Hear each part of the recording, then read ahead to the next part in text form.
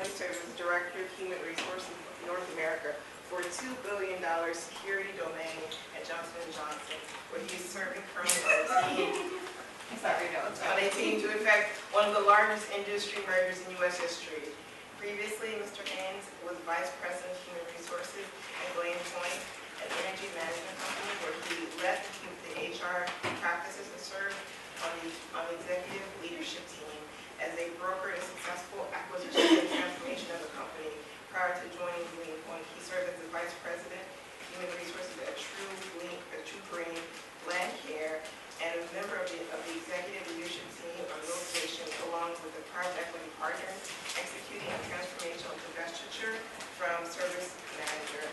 Before Johnson controls Mr. Haynes functioned in various HR leadership functions and roles across industries, international development, government contracting, agriculture, and engineering startups, nonprofits, and technology. Mr. Haynes is a board member, vice president, and leadership mentoring program and manager of the Ryan O'Dell Advanced Memorial Scholarship.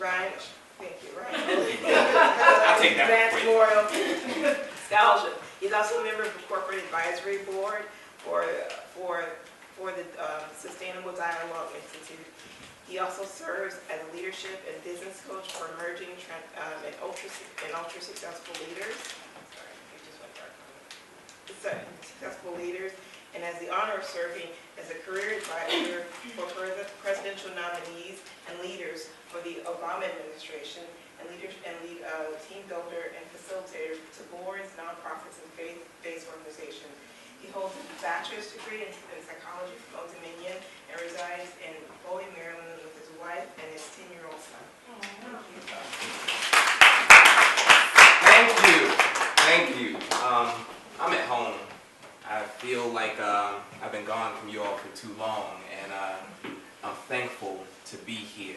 I'm getting my ums and ahs out of the way already. I told you I have some in my presentation, but I need to take the opportunity to start off with to thank Femi and your great brother, and I appreciate you calling on me every single time that you do, and I'll be back every single time that you call me.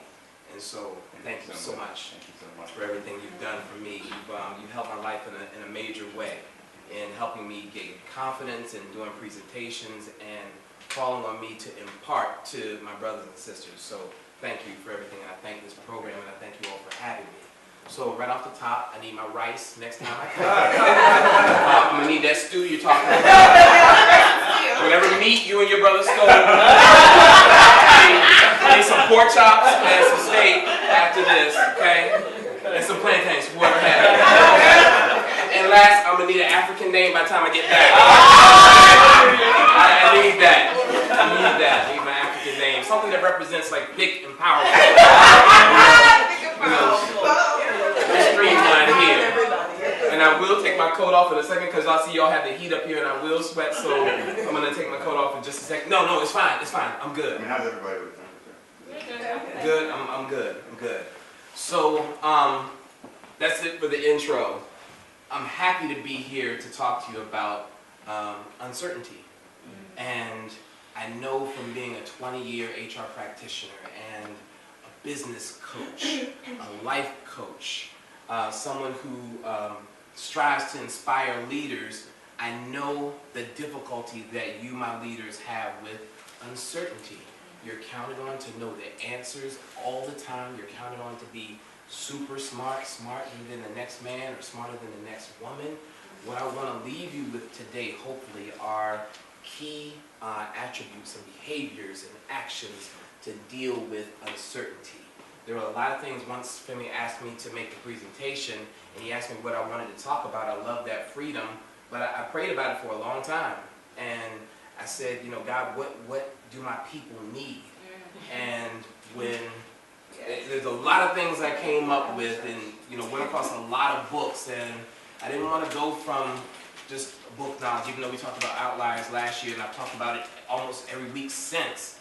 I wanted to talk about uncertainty because I know if you don't learn how to deal with uncertainty, it may be your downfall. And so I want to make sure that we walk away with key things to deal with the uncertainty in our lives. And what I'd like for you to do as I go through the presentation is I'm going to tell my story, and I want you to attach your lives to my story, because as you speak, I'm going to attach my life to yours so that we can relate and understand how to get through and how to conquer and how to overcome and how to become together. Am I making sense? Yes. All right. So I will ask you that a lot, so I need to hear your feedback. So let's begin. That's so funny. Now, this tells you, I told you I prayed about it. This tells you that we are in total alignment. This probably came at about 3:30 a.m. I said, what can I give my people? And you all know this very well. But how I want you to think about this is that when you're going through your uncertainty, when you're going through your doubts, when you're going through your valley moments, I want to talk about the valley in just a second. When you're going through your valley moments, I want you to rely on this verse and know that there's a plan for you. And the plan still might be for you to be in the valley.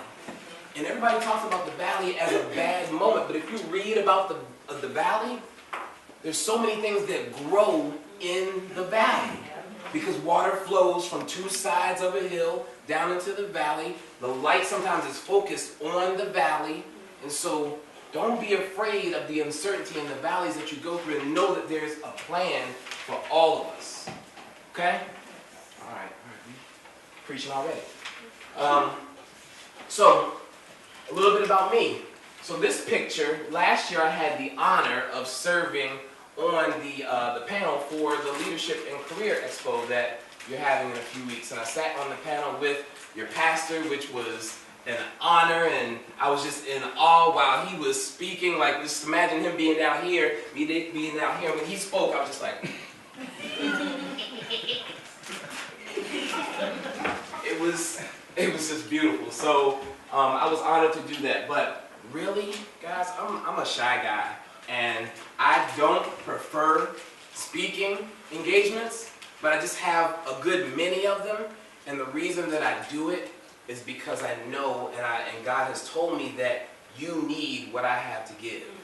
So if I stand in the way, if I let my fear get in the way, if I let my fear conquer me, if I let my uncertainty about coming to speak in front of a nation full of people that may be unfamiliar to me, and I'm unfamiliar to you, we wouldn't get anything done. And so I got to overcome my fear of being shy and being afraid of public speaking, and God just continues to put opportunities in front of me, and so that's why I'm thankful to be back yet again in front of the fellows. Always a counselor. As a kid, I've always been that person to talk to, and although I strayed away from it, I was afraid of it, I came back to it, and that's why today I'm in human resources and I'm a leadership coach, because I've just always been that person for people to bring the problems to, and I've always had the solutions. And God has always given me a word for the people. And so I'm one of those people who have found their gift and aligned it with their profession, and I'm doing what I'm really supposed to be doing. Okay? College-bound engineer. I went out to Hampton University. I started out majoring in electrical engineering, and I did it for 4 complete years until I discovered I was never going to be an engineer, and walked into the City Hall of Norfolk, Virginia, paying my car taxes, and I was wearing flip-flops, a t-shirt, and shorts, and God said, go into human resources, ask for an internship. So after I paid my money for my car taxes, walked right into human resources, asked for an internship, they hired me on the spot. What I really wanted to do was coach executives back to junior high. Coach executives when they had people problems. Just didn't know how to get there and was afraid to reach out and leap. And so when I finally leaped, bless you, opportunity met my courage and my faith. Am I making sense, y'all? Yes. Okay. It's good. The internship and the transformation, taking an internship was just monumental. I got the chance right off the bat to talk with executives about a citywide performance management program, and they're sitting in the room like we're sitting in the room listening to this young kid talk about idiosyncrasies in their performance management system. It was just a wonderful opportunity. Then became Human Resources Executive over these 20 years. It's been a great ride. It's been some hills. It's been some real valley moments, for real, where I wanted to give up. And back to school, I can tell you that I failed out of school 3 times and never had to go home. So you know I had some courage there. It said you're going to be all right once you get through this uncertain period. Okay? Leadership coach, my whole mission in life is to make sure that you develop into the leaders that this globe needs. And I've been fortunate enough to be put in front of people like you constantly and to help guide you, to help you solve your problems, to help you be everything that you were created to be, and to know who you are in Christ and in the world. Okay? That's why I gave you the answer that I did. This is all full circle. It's all so good. So I'm just a regular old people geek. Some people love computers. I love people. I applied my engineering to people. Like I know how people work. That ain't nothing but God right there. And divine synchronicity. You know, I traveled from February 25th, 1971 to April 8th, 2017 to be with you. And so God ordained it. He's ordered the path, and we're supposed to be here, okay? Well, clap if you feel it. Clap if you feel it. All right? Okay? So goals for today. This is all about you. I know I'm going to do a lot of talking. There's going to be some hot seat moments. There's going to be some things for you to do because it's not worth me being here if you don't take something away and apply it as soon as you hit the street. So that's my intention. I don't want you to listen to me talk. I want you to be receiving and getting things and feeding off this word right here so that you can go help someone else, so you can help your family, so that you can place yourself into where you're supposed to be and you can have the courage to do it. Okay? This is about you. Think about your story from birth to now. That's what I've been doing. I want you to attach your story to my story. Develop success actions and behavior factors for the uncertainty you encounter. Determine how to help one another in our uncertainty. And coach you to success. So you have the opportunity in this session, once we have some of the hot seat moments, to get some direct coaching. And I do have some packages for you to take advantage of after this if you want to speak with me, if you want to develop a relationship. I have some special things for you that nobody else is, being offered, and so you can take advantage of that if you like. But I'm always here for you. I'm attached to your dream, and so I want to be there. Rules of engagement: participate, be transparent, don't fear courageous conversation. Let's get to the hard stuff. Surface questions don't do any of us any good. So ask the hard stuff, the stuff that you're thinking about, like when it's 3 o'clock in the morning, the stuff you're thinking about that you haven't even told your spouse. The things that you're thinking about that you haven't even told, your parents or your coworkers about your uncertainty. Those things we need to hit right here so that when you go out, you're armed and ready for the world. And they're going to be ready for you once you have the answers. I'm telling you that right now. Ask questions of one another and of me. Make connections to empower and ensure your own success. Determine how you can apply what you hear to your life. Take notes and write visions. I sat in a meeting with a CFO last year. We were talking to a vendor, and after, it's an old-fashioned Italian guy, and after the meeting, he was like, "This vendor, nothing's going to happen. I already know." I was like, "Why?" He was like, "Because he didn't write anything down." So old school Italian dude, 60 years old, saying, "You need to write notes." I know we're in the technology age, but you write those notes, it transfers to your brain. It transfers to action. That's never going to grow old. That's never going to go out of style. So take notes, commit to action. At least, I'm going to give you a lot of stuff, but take at least 1 or 2 things that you're going to apply today or practice today once you leave here. Okay? Make sense? Any questions so far? Okay. The commitment to help us thrive in uncertainty. Yes, ma'am. So how do we broach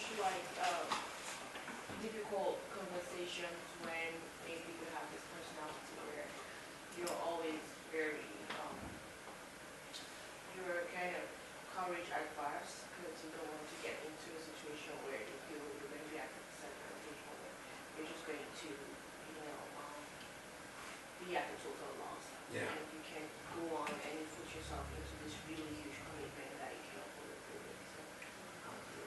It goes back to what you said earlier about learning to say no.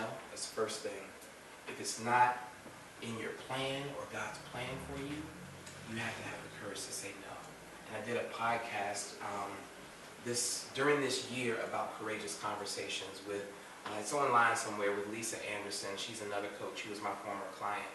And the thing about courageous conversations that you have to do is, what I do is I plan them out.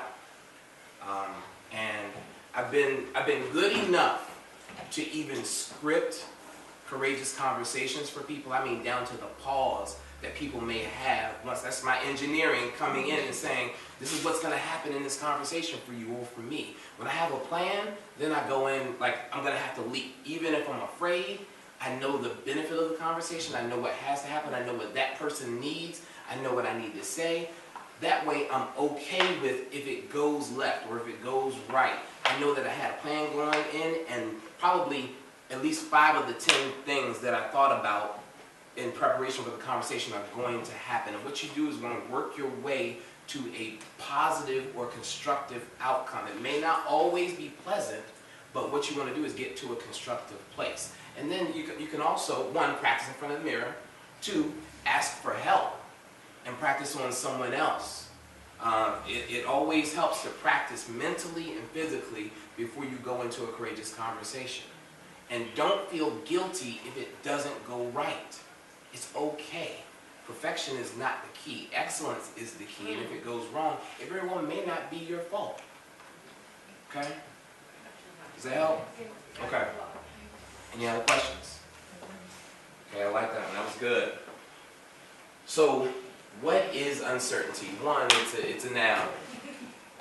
Person, place, or thing. So we're talking about the uncertainty of people and predicaments, and the answer to uncertainty, which I think is convergent leadership. And we'll talk about what that is a little bit later here. But uncertainty, it's a noun, it's a person, place, or thing. So it's everything that we deal with every day. The moment we open our eyes, the moment we go to sleep. Because who knows what happens once we're asleep, right?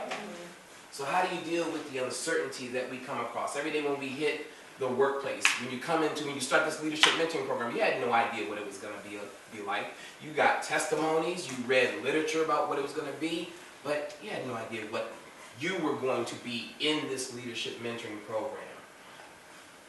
Uncertainty is unpredictability, it's unreliability, it's riskiness, it's changeability, it's variability, it's doubt, it's question. But uncertainty, at the end of the day, and why I chose to focus on it, is it's the gray area. It's the non-black and white stuff. It's the stuff that's you can't put your finger on. You may not have a 1 + 1 = 2 solution for the uncertainty that you encounter in your life. But what I found is, speaking about leadership and about corporations and about the businesses that you will lead and the people that you will lead, the people who deal with uncertainty the best turn out to be some of the best leaders. And so that's yet another reason why I needed to get this message of uncertainty to you. Okay? So why talk about uncertainty? I kind of mentioned some of the reasons. It's one of the best life skills to possess, one of the best professional skills to possess. It's the one thing you've been walking into and out of since your birth. Think about it. Day 1. You were in the womb. I know you all remember being in the womb, right? You had no idea to have an idea what you would encounter once you were born, right? And we go through a series of rebirths in our life that say, all right, we reach a finish line and a starting line at the same time. What's going to happen once I step over into the new start? And what keeps a lot of you from getting to the starting line is 1, fear of finishing, and fear of not knowing what's going to be on the other side. That's why I need to arm you with techniques to handle uncertainty. Am I making sense? Mm-hmm. Okay. That uncertainty causes tremendous anxiety, fear, loss of direction, and purpose. Have you ever been lost? You ever been afraid? You ever been without direction? You ever not known your purpose? Let me stop there. How many people know their purpose? Raise your hand. Like sort of. How many people know their purpose? You know it? She's uncertain, right? Yeah. Because she's afraid of getting the wrong answer. No. So why did you make the comment? What if you think you know it? Because there are like different ways that it could go. So do you know it or not? Yes. Okay, all right. We're going to come back to that too. Go ahead. I was going to say, I think what gives people pause when they hear that question is, like, you immediately start thinking about profession. Like, what am I actually here to do? Yeah. Or, so that's what makes people nervous and say, can I really answer that question with confidence? And, What no. Good point, and that's a great point. That's a great perspective. I'll come to you in just a second. It may be your profession, but most likely it's part of your profession. Think about, there's 3 things that I learned at my church from my pastor, which is First Baptist Church of Glen Arden in Bowie, Pastor John K. Jenkins. And we have a men's ministry, a Men Connected with Christ Bible Study, and we meet 10 a.m. on Mondays and 7 p.m. on Monday evenings. And the thing that I've learned from Pastor Jenkins and the minister that runs that, the Men Connected with Christ Bible Study, is that, one, when you're talking about your purpose, it's a good place to pick up a pen right here. For real. Don't let me pressure you, but one, right. What has God told you your purpose is? That may be one of the most difficult questions to address, because some of us are expecting to hear from God, like in the 10 Commandments, say, Queen Star, it's God here, and what your purpose is to make peanut butter products. I know you hate them, but to make peanut butter products. It's not going to come like that. Excuse me. The second question is, how do you serve? How do you serve? The third question is, which to me has been the most enlightening thing as I've addressed my purpose, gotten to know my purpose, become intimate with my purpose, is what burdens you? So a long time ago, many years ago, God put a word in my heart and said, that which you are supposed to do is that which you cannot help but do. That which you... Church. I'm saying right. Church. So this is a faith-based program, right? Okay. So that's what we're really talking about. I could go to the last slide and that be it, right there. It is all about faith. That's part of the answer. But that which you are supposed to do is that which you cannot help but do. So if you think about my story, what happened for me is I was that kid that was solving people problems way back in 3rd grade for family and friends. You get into school, solving more problems. Get to work my first job, solving problems for my manager. Get into corporate space, start working with, $50,000, $60,000 earners. Get further on in my career, start to work with 6-figure owners and business folks and leaders. Get further on in my career, now I work with leaders who run billion-dollar businesses that stretch across the globe. It's all in alignment, you see? It's all in alignment. So where I was uncertain, going back to Jeremiah 29:11, it was all in my plan, right? It's all working for that good. Yes, it is. Right? So I feel like I'm making sense a little bit. Yes, you are. Again, though, if I hadn't gone and taken a step in the midst of uncertainty, I wouldn't be here with you today. And you wouldn't be getting this word about uncertainty that's going to help you push through the obstacles and the barriers that you will most certainly meet. Okay? So, now, here's where you come in a little bit here. So take one of these and pass it around and go to that side if you would. What I want you to write down on this index card is, what are your top 3 uncertainties? If it's your purpose, write it down. If you are uncertain about it, write it down. Your top 3 uncertainties.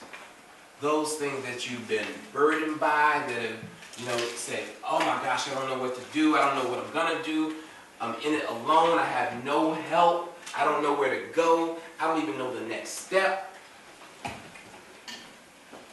One extreme example of uncertainty is when I was in electrical engineering and I was failing out, I tried to switch over to computer science. That was even worse.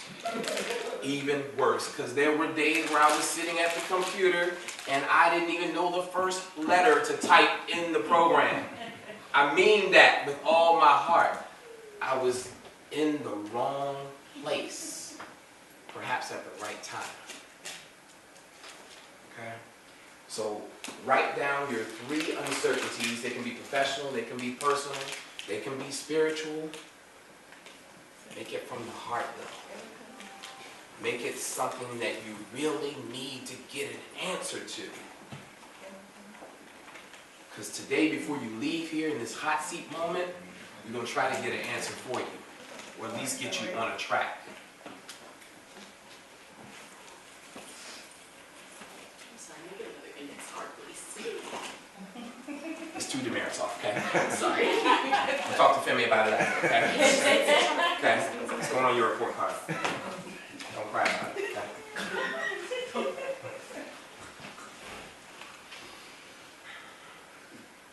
And after you've written your 3 things,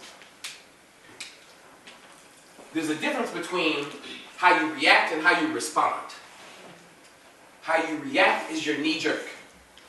How you respond is the use of discernment, the use of wisdom, the use of your intelligence, and a planned way out, and a planned way through, a planned first step. What I want to know in these 3 uncertainties, how did you react? What was your knee-jerk? What if we're still in that place now and we're trying to figure out how to react? Or, You might be the first one in the hot seat. and it's okay. Write that down. Because what we want to know, and there's no use in being in this type of leadership forum if you can't ask for help. So write down what you're currently going through. It's okay. And I have to tell you, while you all are writing, hopefully you're to the part where you're documenting how you reacted. I talk about you all the time. I mean, in my corporation, I give the example of what you're doing in developing leaders. You all know from the very beginning I have believed in this program. It speaks to my spirit, and I want you all to know I talk about you all the time. I talk about the fellows. So my wife is sick of it. I know about these fellows. We love you, John. It's my people. I love you back. For real, more than you know. More than you know. Y'all have given me far more than I've given you. I'm telling you. Alright. So what I want to know, and we'll address it on the back end. Where are your uncertainties? And how did you react? Right, that's the reaction I want to know. That's the reaction I want right there. So usually what happens, to let you know you're in the right place, once people get past just the normal trying to be somebody reactions, usually they come to that type of reaction like, ugh, I don't know, or I can't get through this. This is what I've been thinking about at 1 o'clock in the morning. This is what I've been thinking about on the commute, on the metro from house to front door of workplace. This is what I've been thinking about for the last 10 years and haven't moved on it. You're in the right place. I love your reaction. That's where the work begins. So, face to face with my own uncertainty. This picture, I didn't even realize it last night when I posted it, but it means a lot. From some of my clients, when our sessions started to get further and we started to develop a relationship, some of my clients started calling me visionary to the visionaries. And it took a long time for me to accept that title, but when I realized what God was doing through me to the people, I realized that I was taking the vision of these million and billion dollar company owners, of these ultra successful leaders, of these leaders in transition, and bringing life to their vision and bringing steps and actions and behaviors to their vision. So I finally owned it. I finally owned it. This picture right here, this is the book that I wrote. And who am I? Not going into this, a little bit in a little while, but who am I to write a book? Who am I to think that somebody would buy a book that I wrote? And it's just turned out to be one of the best blessings in my life. The picture itself, my wife, who is girly girl, ultra type A, I'm anti-type A, and but that's my people. We've been together for 23 years, married for 16 years, and she runs her own events business. Bless you. Runs her own events business, and she's the type that, like, I weigh a lot of information. This head is big for a reason. Like, I process a lot of stuff, and I won't ever do it at the time she tells me to do something, but it will come out in some good way later. And so she's given me, like,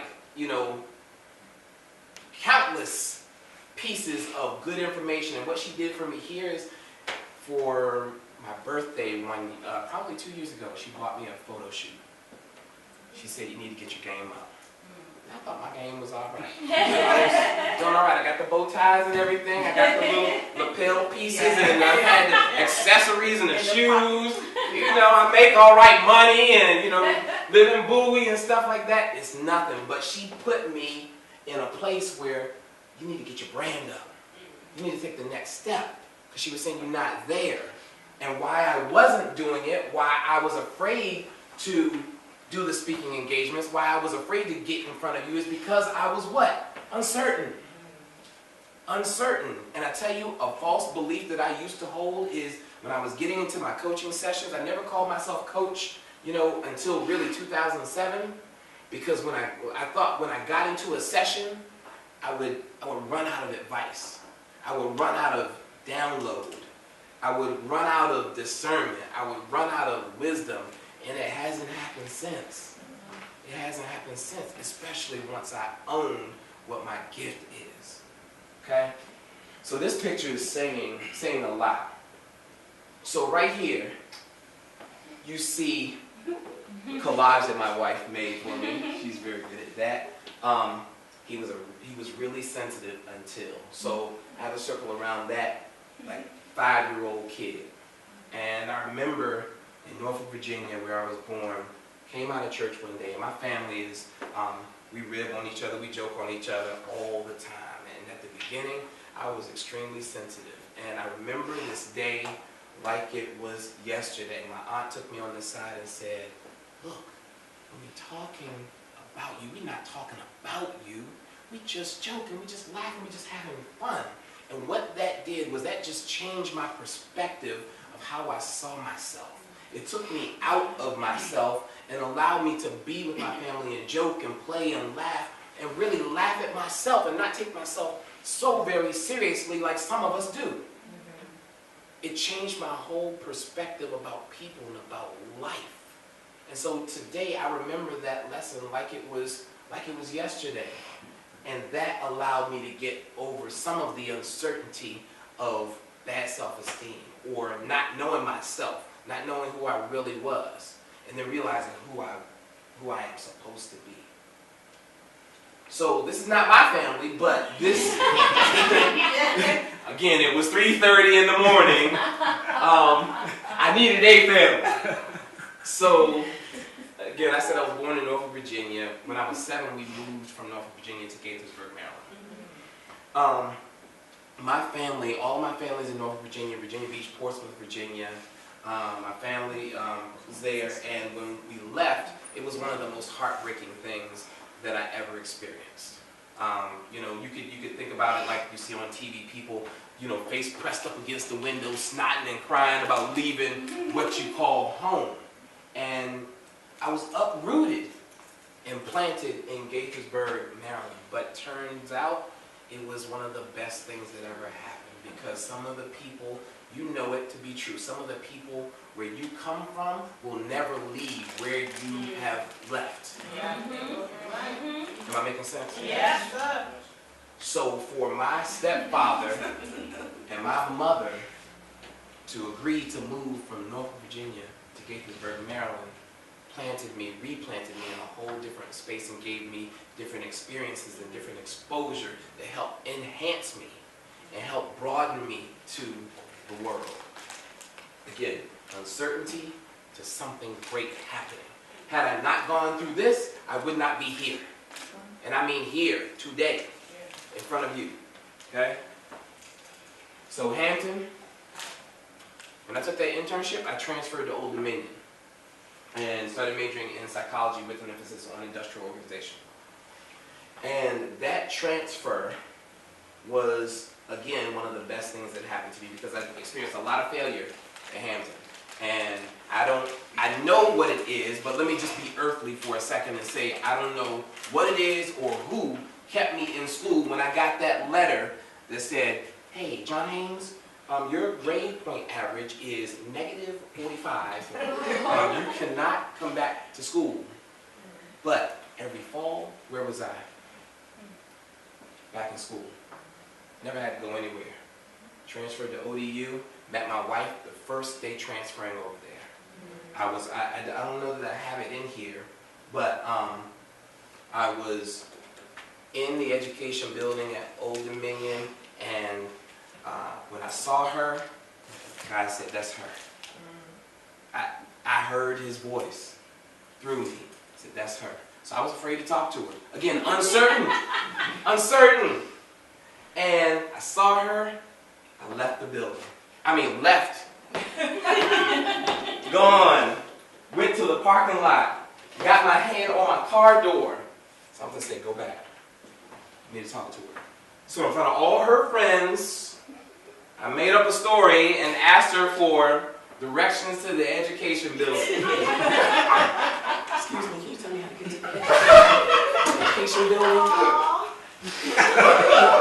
Yes. Wait, that's kind of what happened. So when I asked her for directions, she was like, well, you go here, here, here, here, here. She never looked me in the face. You ever go here, here, here, go through this door, and you're done. I said, okay, God, this is, maybe this is not the one. Maybe I heard somebody in the parking lot that said, she's the one. And you weren't talking to me. But what happened is I saw her on campus, 30,000 people, saw her at 7-Eleven. Talked to her and said, I met you on this day. You were aware of this, that, and the other. You were going through this situation because I was watching her, right? Like I was watching you prepare for your speech and what you were going through. I was watching her, so I was able to go back to her what was going on in that moment. So she still wasn't feeling me, but at least she saw me. and at least she knew I wasn't the stalker that I really turned out to be. So then I just made myself be where she was. Like I would just catch her coming down the street. And I lived off campus at my grandmother's house. So for this to happen in all this uncertainty, you know it's not us. You know but I'm responding to what God is telling me. I'm walking even though I can't see what's going to happen. I'm walking in the uncertainty that I'm experiencing. That's what I'm encouraging you to do today. Any questions? I have one, but I'm still trying to phrase in my head. Sure, go ahead, throw it out.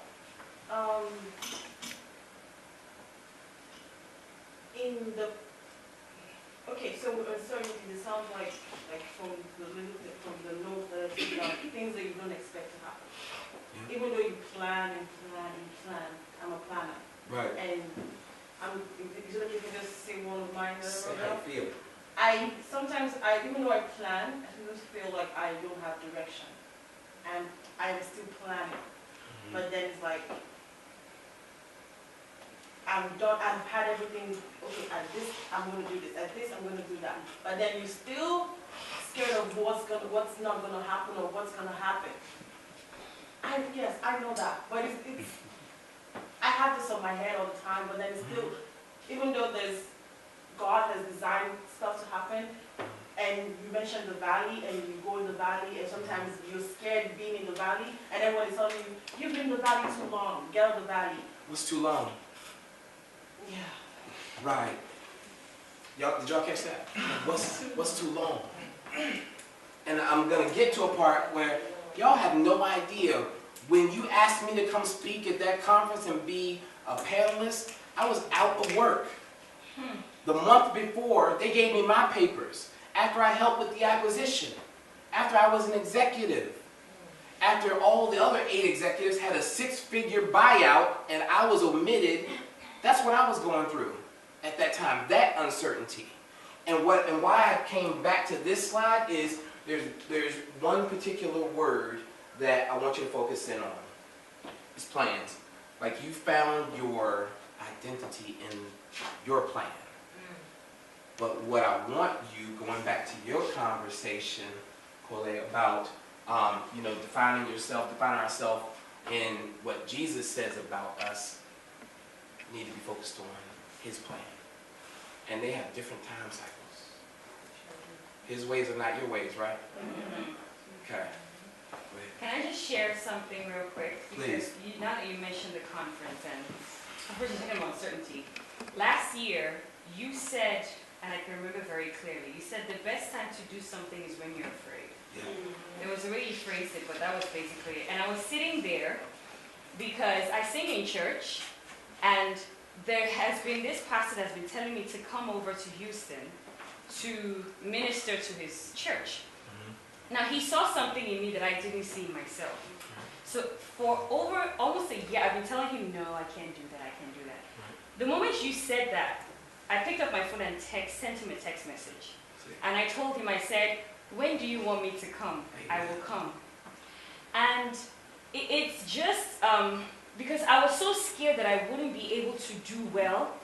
And when I listen to so many voices that are even your friends and your directors that you expect to see what someone else saw in you, they told me you don't even know how to pick a key. How are you going to lead a whole church? What we do here, because you know us, you can't just go and do it elsewhere. And I just felt, you know what, I'm afraid, so that's when I should do it. So I went to Houston, and I'm not going to lie to you, that experience changed my life. It changed my life. And I want to say thank you, because you say what you were going through, but you being there was God ordained. Because when I finished singing in Houston, the pastor called me and he said, I don't think you understand what God has given you. Because he said that if you know, you will not be sitting around idle and not taking your voice out to where it's supposed to be. He said the last time the Spirit of God moved in this church, the way it did this morning, was the last time, I don't know if you guys know Sinach. He said was when Sinach came to this church. He said nobody knows your name, but God is going to use you greatly. I didn't think I could do it. I did not. But just hearing that, I knew that sometimes you have to take that step. Because that's the best time, like he said, is when you're afraid. Just do it. Just go ahead and just do it. So I want to say thank you. No, thank you. Thank you. That's real. Man, there's so much I want to say right now. I cannot get it out. So, try to say it without breaking down, but how God works sometimes is that He will let you see some of the flowers and the trees that He's planted in you. There's sometimes where you won't be here on earth, or you will be in a different location and the seeds will grow that you have planted. But this is an instance where, let me just bring it full circle for you all. How I got associated with you all 3 years ago, somebody couldn't make it. And I stepped in. I substituted for someone else. And I've been with y'all ever since. During that panel discussion, the year before, I was sitting in the crowd. Sitting in the crowd. And to myself, I was saying, man, I think I could do that. I I could be up there. I was asking God for panel opportunities. I wasn't asking him for speaking engagements like this where I was the focus. I was asking him for panel opportunities. And what happened is you called me for yet another opportunity. I was scared as I don't know what. I almost said a cuss word. Really, I was afraid. But that plan for me, I know his plan for me. It's been confirmed since February 25th, 1971. And I know when I plan, things won't happen in his order. I might be successful, earthly successful, successful in front of your eyes, but what here's another answer to your question. Obedience and submission. You've been given the gift of planning, but that plan needs to align with God's plan. And when it aligns with God's plan, then you know to move. When it doesn't, then something will happen. You still might be successful, but something will happen to let you know you're not on the street that he put you on. You're running parallel to the path that he's already cleared for you. So you trusted in your plan without regard to his plan. Am I making sense? Don't let me put it on you. If I'm wrong, tell me I'm wrong. Okay. All right. Just want to do a checkup now. Checkup. I want to be out of order, but I know what it is because my wife is a planner. That's part of her gift. But when her plans go wrong, there's a breakdown somewhere. And that's why she has me, because I can always see the plan. I can always see the God in what she might see as a failure. Or I can always see the certainty in what she might see as uncertainty. Okay? Wow. Okay. It's a lot going on right here now. Another point of uncertainty for me, is she the one? Of course she's the one, I think. I know my purpose. I know my purpose. But I knew, because God told me. And I responded to what God told me to do. Another point where I heard God's voice is when he told me at True Green Land Care as VP of HR, this is your last day here. I was like, it's over. I was sick. I was hating that job. And I don't hate much. I don't dislike much, really. Like that, I know that about me. But hating this job, hating the leadership that was there, I left something beautiful where I was being developed at Johnson Controls. So one thing about Johnson Controls, I was there from 2007 to 2011. Now I'm back.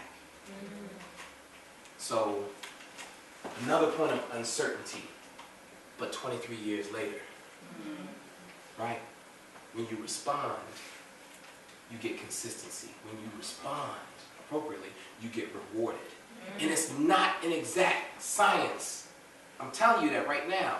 But you will gain wisdom and discernment from the things that you go through, from the uncertainty that you walk into. What I told my manager, who I have known in my first stint at Johnson Controls, I'm back here to bring order to chaos. I'm built like this, thick and powerful. Again, I need my African name to represent thick and powerful.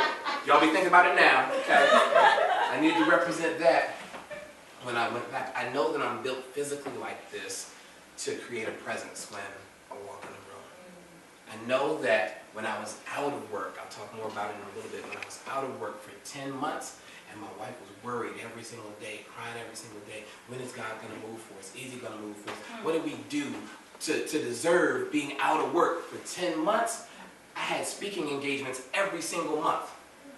I had Fumi call me to be a career coach for presidential appointees of the Obama administration exiting the administration. Picked up the phone. I was like, yeah, I'll be there. It's no problem. Yes. Yes. She hadn't even got the question out yet. Like, yes, I'm coming. Like I say to me all the time. Yeah, I'll be there. I don't even know what you're asking. I'm coming. I'll be there. That opportunity happened.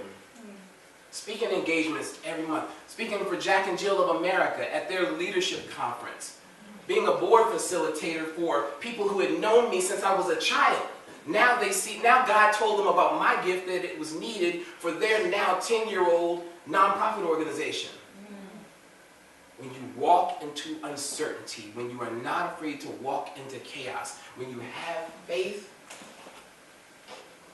plans come through and live in proof. That's why I wanted you to attach your story to my story so that you can see how God is moving in your life. And if you're not moving, you got to check yourself. Okay?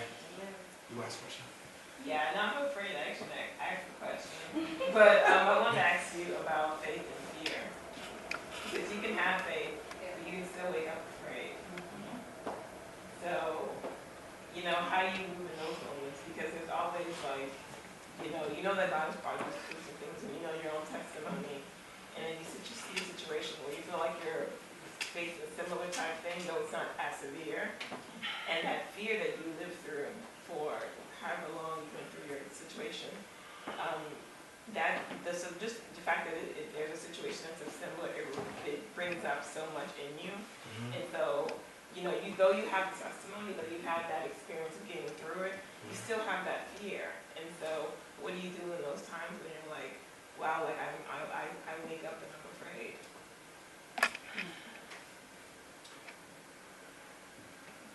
I do this.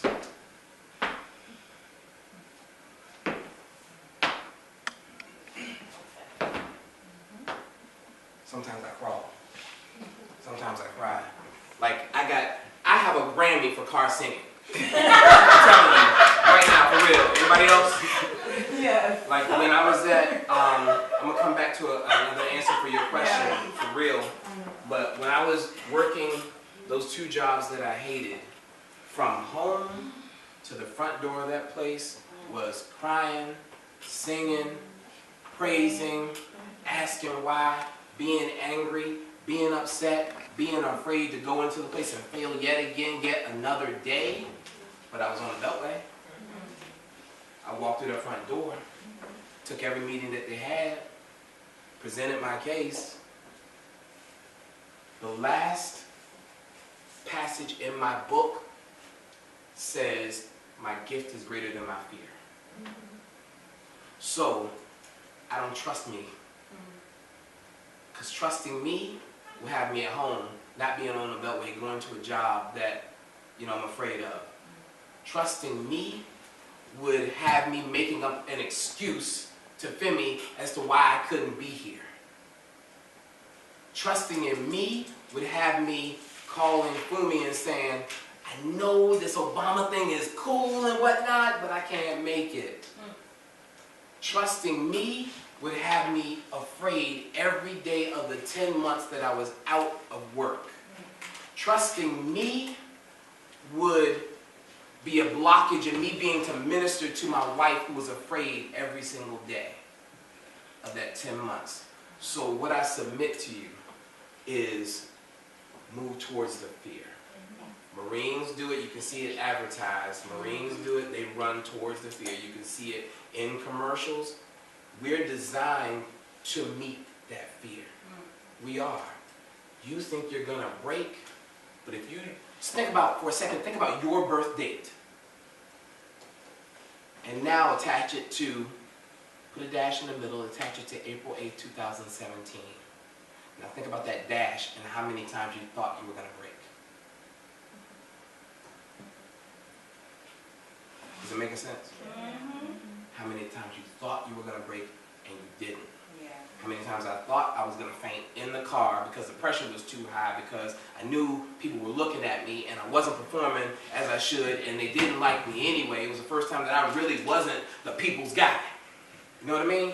So I had to develop a new identity. I had to develop a thicker skin while maintaining a soft heart. That's how I was dealing with the uncertainty and the fear. I was moving towards it.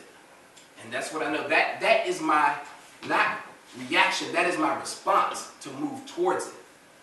Okay? Go ahead. So, and just to add to that, I'm always reminded, because I think a lot of times we feel like, and we hear, you can't have faith and have fear at the same time, but I think it's learning to put the fear in its correct place.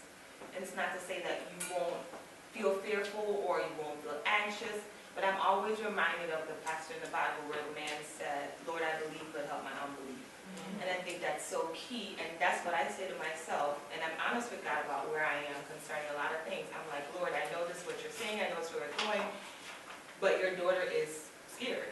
You know, like, I'm scared, Daddy. That's how me and Jesus talk. We have that kind of relationship. I'm like, I'm scared, Daddy. I don't know what I'm going to do. You know, I want to cut these people, but I do. You know, like, that's the kind of... Even bought a knife. Even bought a knife. But I know, because God, and God already knows where I am. So I think it's imperative that we get to a point where we can be honest about where we are, and we can ask the Lord to help us to put the fear in its correct place. And Joyce Meyer says it all the time, do it afraid. So it's not to say that it's not there, but like you said, you take that step forward and really put fear in its correct place and really get an understanding of exactly like what it is. My life has proven that my gift is greater than my fear. And I know where my gift comes from. So after I get over the emotion part, after I get over the emotion and feeling part, after I get over the emotion and feeling part, I'm believing God. I'm believing God. What's that question? I think, no, I want to add to what Auntie said with the state of fear. Sometimes you are, even though you're scared, you're nervously doing what you're supposed to do. Mm-hmm. I've had so many situations whereby, personally, because for me personally, I've always been told what to do. Yeah. And it has affected me a whole lot. And one day I was like, you know what? I'm done. I'm going to do me. Yeah. And then I became selfish to everybody. Oh, Sarah's so selfish. She's doing her own thing. But then even when I was being told I was selfish, I was nervously doing it. And everyone was like, okay, we're going to see you fail. And I became scared of failing. Yeah. Like Yeah. extremely scared. Like, Yeah. I read this book by John Maxwell, Failing Forward. Mm-hmm. And even though I kind of read the whole entire thing, while I was reading, I was still scared. I was like, huh, this is me, this is me. And still nothing. Right. Like, I'm still scared of failing. It's okay. And it's sometimes really nerve-wracking. Like, I'm a mom, I'm like, okay, God, I have 2 boys. What do I do with boys? I'm saying, this was my next point of uncertainty. You got this little gift right here. How am I going to raise this guy? Like, I asked for him, I prayed for him, other people prayed for him while he was in the belly. My dad, when I was born, I know he told me, he took me to the backyard and rededicated me back to Christ. So all of this is ordained, even though I'm afraid, I'm uncertain about what his life is going to be, because I'm thinking in my mind. And I'm thinking about 40 years from now, what is he going to be, instead of thinking about April 8th, 2017 at whatever time it is, 11 a.m. Stay present. That's another bomb right there. Stay present. Stay present. I just want to add quickly to what you asked, because I know you're afraid of failing because of what people will say. Yes. And honestly, because you hear those voices, the people that are waiting, and you see them. It doesn't leave your head. Yeah, it doesn't. And especially when it's been something put in you as a child. But you know what? This helps me a lot. I have 2 best friends that I'm the worst in front of them, so they know all my secrets. I'm not afraid to be whoever I want to be in front of them. It's important that you have such people in your life and people that you can pray with. Because if you are, when you talk to those people and you speak about your failures, and you know that yes, that these people still love me and accept me no matter what happens, no matter how many times I fail, it just keeps you moving forward. Because you're comfortable failing, knowing that I'm not going to get blamed, I'm not going to get judged, I'm still going to pick up because somebody says, you know what, you've done that, this is how you move on. So I really think it's important in everybody's life to have 1 or 2 of such people, because it just keeps you going, honestly. The Bible tells us we're going to be persecuted. Especially for the unbelievers, right? You got to expect it. When you expect it to come, that's almost like your plan. Like you're planning for that. Now, the trick is not getting obsessed with the persecution that's going to come. And to know that your life from birth to now has sustained you and has carried you, and you have proof that you can overcome. That's what you believe in. How we talk to ourselves is very important. And how we unpack sometimes what our parents have placed in us is very important. I want to do a quick example here, and I've been thinking about this for the past year, so thank you, God, for bringing it back up. I need a volunteer. Volunteer. You're not even at the hot seat. Okay, so I want you to put the bread down first. I want you to be right here. And I need another volunteer. Huh? No, this is not the hot seat moment. I need you to stay present here. Stay present. All right, stand behind her. A little bit behind. Take some steps back. Okay. So I just want to illustrate what happens with the prosecution and the uncertainty. So I have these things that I'm saying to myself that I'm not good enough. I'm gonna fail. I'm not smart enough. I'm from a different country, from a different environment. How am I going to assimilate into this different place and different environment? I don't know the language. I don't know the history.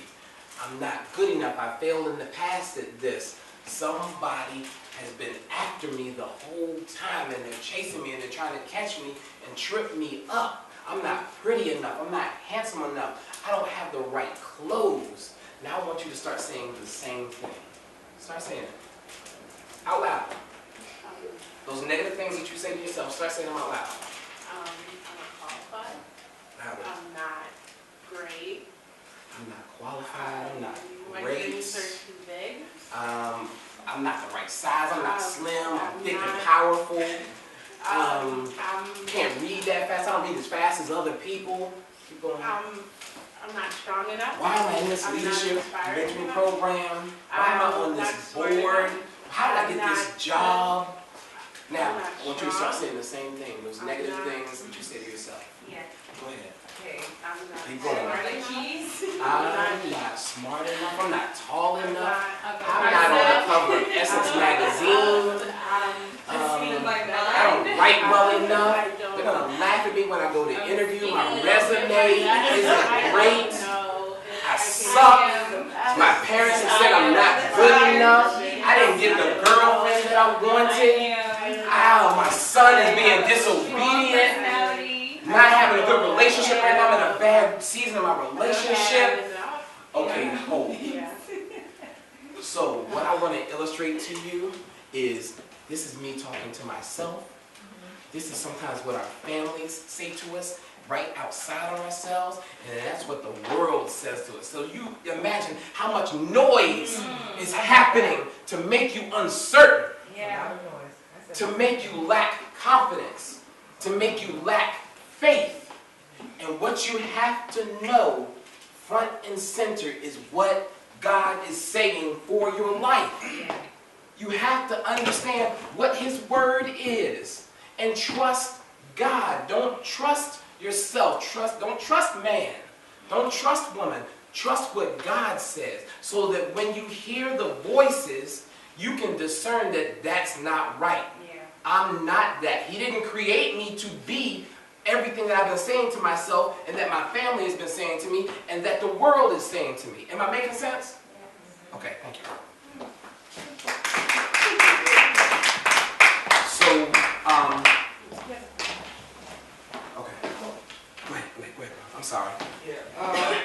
My question is from everything that was, especially from what Oluchi said. I get the fact that if you've been through something several times, I mean, God has come through for you, you are afraid, you have experienced it, you overcome it, and you are dealing with that uncertainty at the particular stage of life. You know it will happen. You probably, from your experience, you probably come through for you, just like you said. But my question is, how do you deal with the issue of hanging in there till that thing comes? Yeah, you know, for a lot of people who said, just like she said, when you're afraid, I've got you that. There was a tape I heard about, what's the name of this guy now?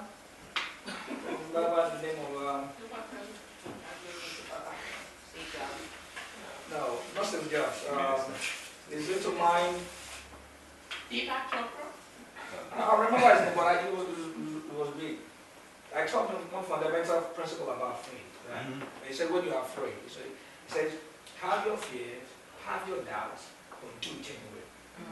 At that point, when you want to do something. But that's when that thing presents itself to you. You might, I'm not qualified, I'm not this, I'm not that. Now I've done that over the years and I've mastered that. You know, have your faith, I covered that thing.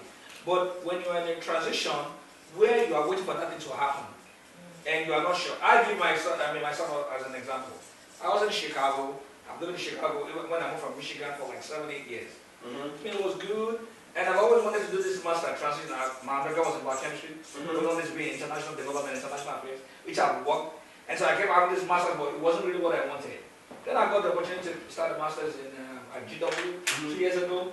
I said the time wasn't right. The time wasn't. I kept pushing.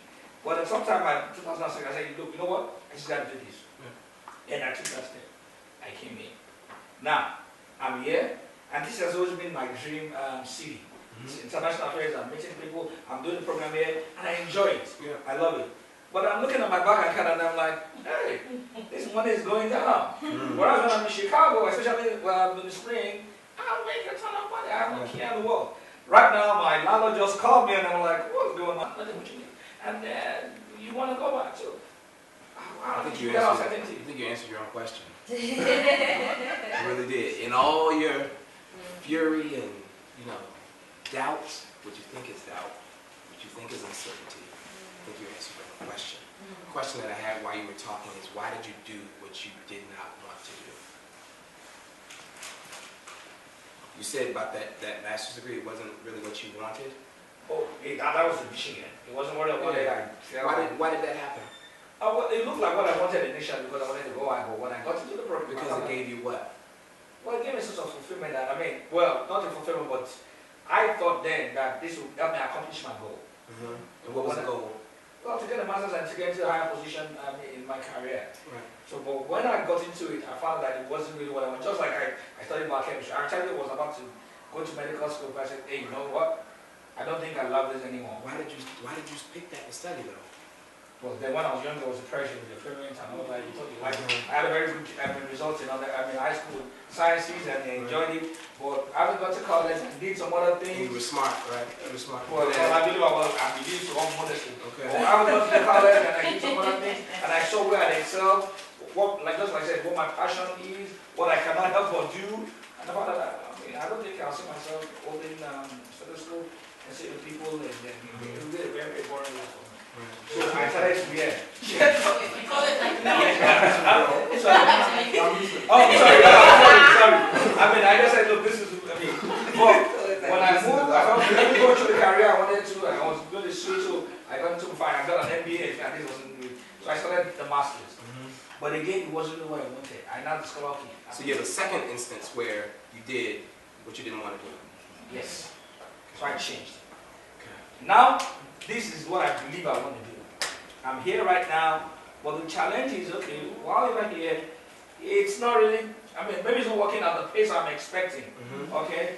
But I'm looking at the challenge of the fact that, hey, I got something back somewhere. And I can always fall back on that, but here, even though I love it, I'm not getting the result. So you are thinking that you can fall back on something that is not God's plan for you. Right?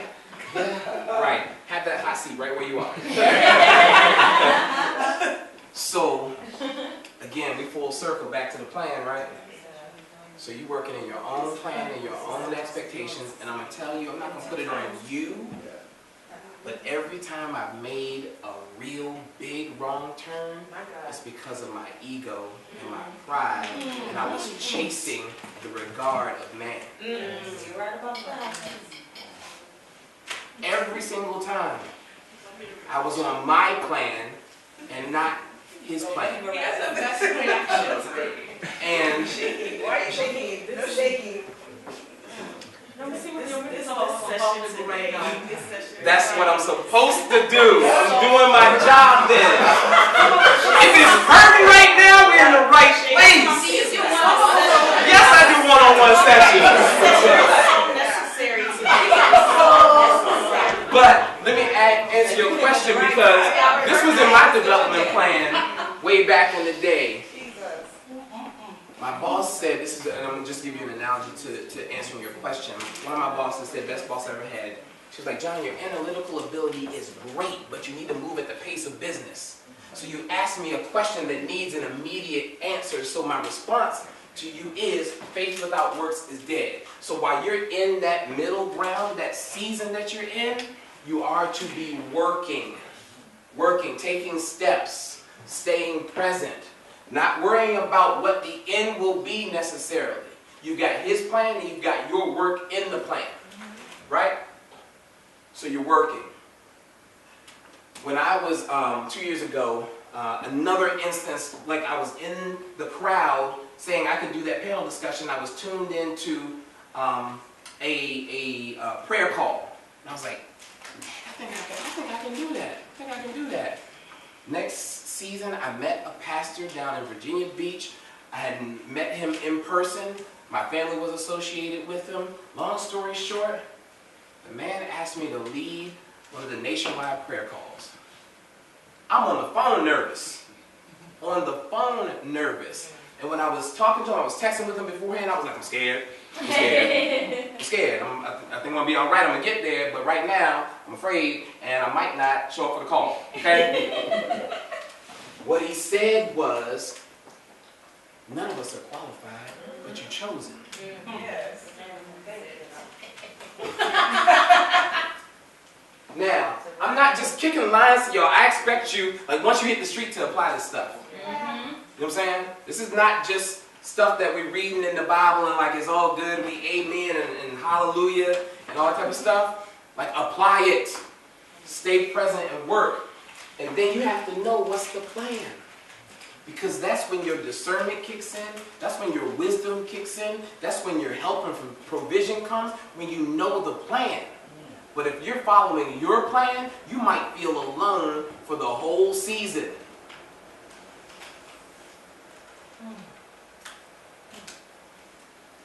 Say that again, please.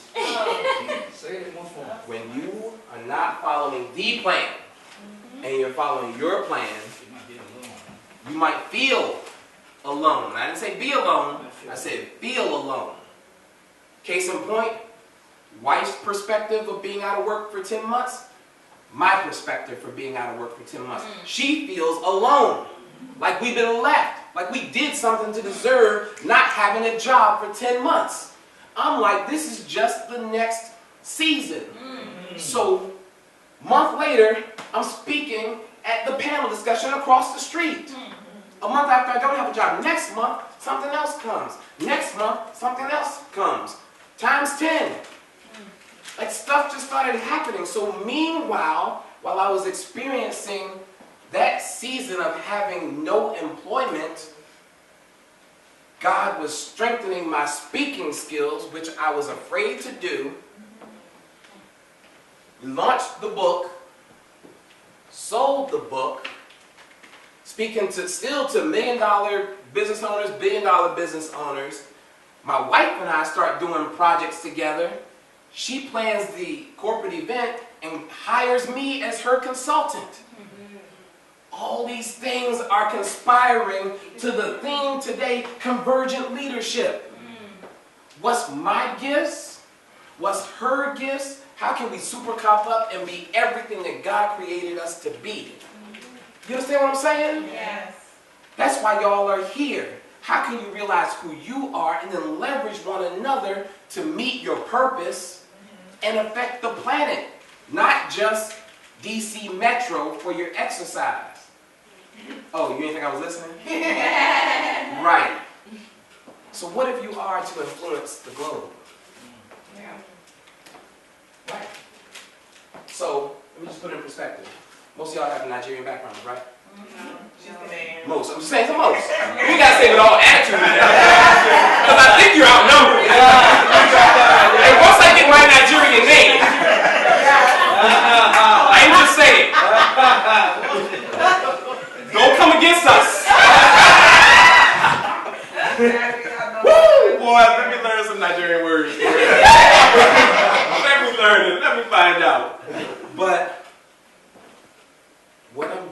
wherever you're from. I'm African American speaking to you who are from different places on the globe. So by virtue of this conversation, I'm speaking globally. Yes, You are. Yes, you are.